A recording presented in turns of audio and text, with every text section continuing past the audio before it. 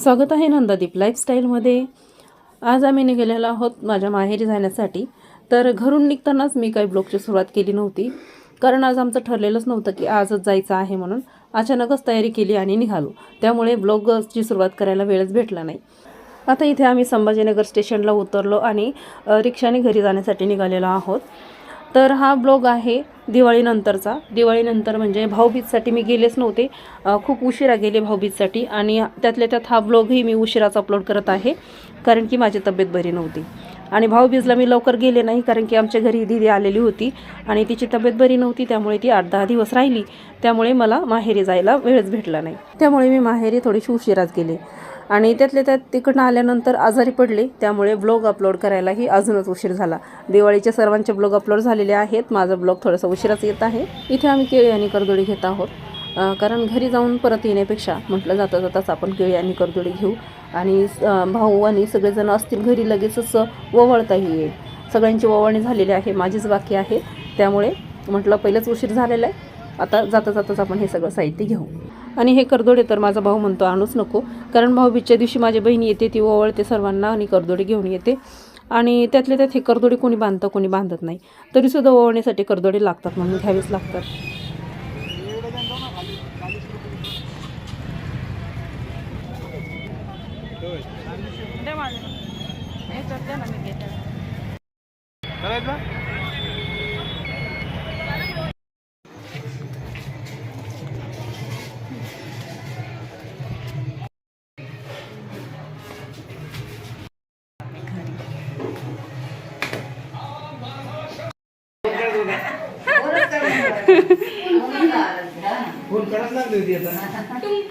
आवीचे दात पडले, दाखव आवी।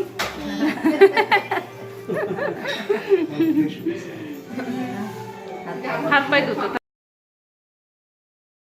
लेक माहेरी आल्यानंतर आई वडिलांच्या चेहऱ्यावरची खुशी पहा। आणि इथे तसा माझा भाचाही खूप खुश होतो मी आल्यानंतर, आणि आल्याबरोबर तो मला दाखवत होता की त्याचे दात पडलेत म्हणून, त्यामुळे आम्ही इथे हसत होतो।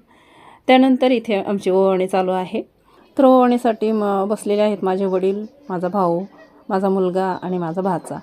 तर माझा मोठा भाचा पुण्याला गेलेला आहे, 8 दिवसासाठी सुट्टीवर आलेला होता, सुट्ट्या संपल्या आणि तो गेला। माझा भाचा कंपनीच्या कामानिमित्त उटीला गेला होता, तेव्हा त्यांनी तिकडनंच आमच्यासाठी खूप छान छान साड्या आणलेल्या आहेत, आणि सर्वांना साड्या आणल्या, माझ्या बहिणीला, माझ्या दोन्ही बहिणीला, मला। आणि ह्या साड्या दिवाळीसाठी म्हणून आणलेल्या नव्हत्या, अगोदरच त्याने आणलेल्या होत्या। तर सर्वांनी त्यांच्या त्यांच्या साड्या घेतल्या, माझी साडी बाकी होती इकडेच। तर माझ्या भावाला म्हटलं हीच साडी मला आता दिवाळीच्या ओवाळणीमध्ये टाक। तर माझा भाऊ नाही म्हणत होता, तो म्हटलं ही साडी अगोदरच घेतलेली आहे तुझ्या भाच्याने तुझ्यासाठी, मी तुला दुसरी साडी घेतो।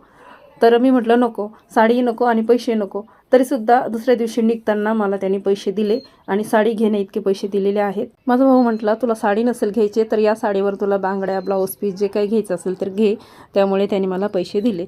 पण सकाळी निघताना मला काही ब्लॉग शूट करता नाही आला। ओवाळणी झाल्यानंतर इथे जेवणं चालू आहेत, यांचे जेवणं झाल्यानंतर आम्ही जेवायला बसलो।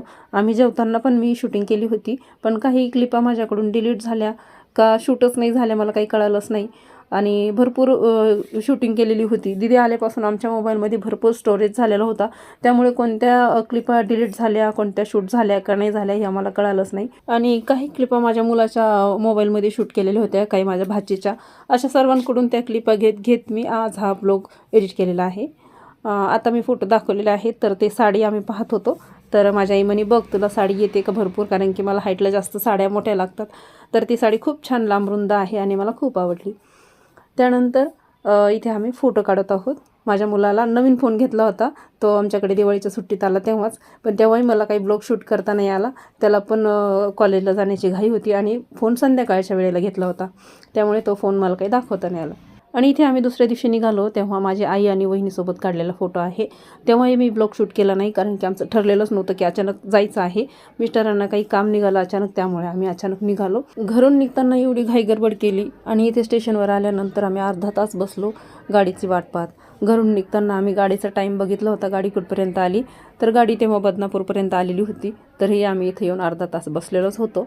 येताना आम्ही मोठ्या स्टेशनला उतरलो होतो, पण जाताना आम्ही छोट्या स्टेशनवरून जात आहोत, कारण की हे स्टेशन आईच्या घरापासून थोडंसं जवळ पडतं, मोठं स्टेशन जरा जास्त लांब पडतं।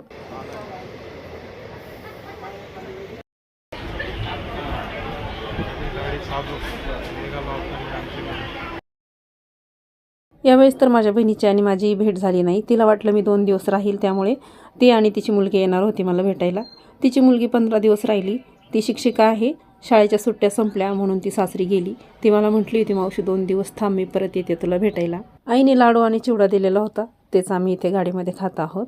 दिवाळीचं फराळ संपत आलं तरीसुद्धा माझ्या आईने माझ्यासाठी लाडू आणि चिवडा ठेवलेला होता. तसं तर आई म्हटली, तू 2 दिवस थांब, मी अजून काहीतरी बनवते. आणि वहिनीसुद्धा म्हटल्या, सामान आणलेलंच आहे ताई, थांबा 2 दिवस, अजून काही बनवू. तर मी काही थांबले नाही, कारण की आम्हाला अर्जंट काम होतं. 1 दिवस गेलो आणि दुसऱ्या दिवशी वापस आलो. यावेळेस मला माहेरी 2 दिवसही राहता नाही आलं. त्यामुळे असं वाटलंही नाही की माहेरी गेले आणि वापस आले म्हणून. सणासुदीला कोणत्याही लेकीला वाटतं की माहेरी जावं आणि 4 दिवस राहावं.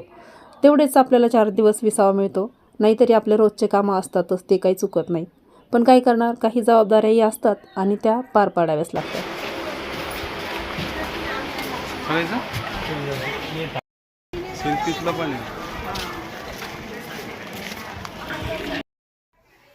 तर आता आम्ही पोहोचलेलो आहोत घरी. घरी आल्याबरोबर आम्ही दुकान काही उघडलं नाही. आता फ्रेश होऊ आणि त्यानंतर दुकान उघडू. अगोदर जेवण करू, मग दुकान उघडू. चला. तर आता आम्ही फ्रेश झालो आणि जेवण करायला बसलो.